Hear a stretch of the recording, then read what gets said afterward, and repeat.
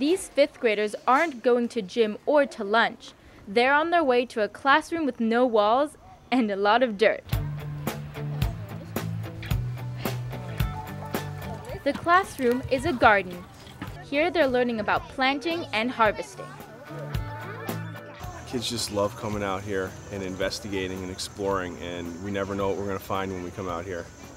Today's big discovery was a pretty large praying mantis. Mr. O'Neill, I found it on a piece of milkweed. He's probably eating the milkweed bugs. But the main focus is on the vegetables and plants. Can I smell it again? Sure. I don't know, it smells just like basil, although it's purple. Whether it's purple or more commonly green, basil is the main ingredient in the next stage of this project, taking what they grow in the garden and using it in a recipe. We're making bruschetta today, and we're just getting basil and everything we need to make it. So, with fresh basil in hand, it's back to the classroom. Okay, we have different types of tomatoes here, Roma tomatoes and beefsteak, and we have garlic that we grew as well.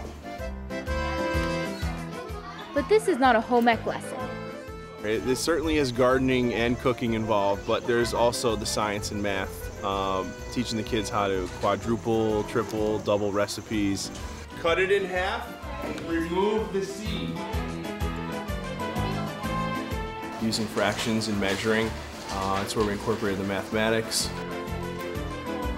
A fun way to learn math. We're going to take a minute to use our senses in order to describe what we see. We're going to be using our sense of taste. Science, they use a lot of observation skills, learning how to use their senses to describe things. Today we're actually working with an acid. Vinegar is an acid.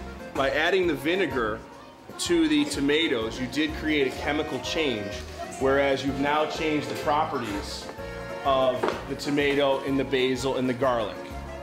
Okay, it can no longer go back to the way it was. I learned a little bit about chemistry.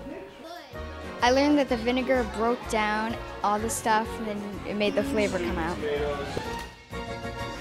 Delicious.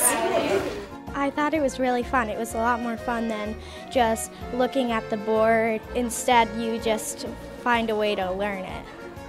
Oh, and there's one more lesson Mr. O'Neill wanted to teach his students about vegetables. I learned that you should try new stuff because you can really like it. Learning has never tasted so good.